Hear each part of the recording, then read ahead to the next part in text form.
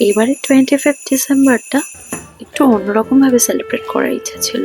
মানে মন্দারমণিতে যাওয়ার ইচ্ছা ছিল, কিন্তু ওর অফিসে এত কাজের প্রেশার, তো আমাদের যাওয়া হয়ে ওঠেনি।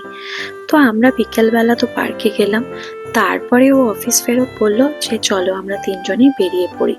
কোথায় যাব? গেলাম হচ্ছে সাউথ সিটি মল। সাউথ সিটি মলটা একটু কাছে পিঠের মধ্যে, আর মানে দারুণ সাজিয়েছিল, যেমন রাস্তাঘাট তেমন ভেতরটা খুব সুন্দর। আমরা কয়েকটা ফটোশুট করে নিলাম।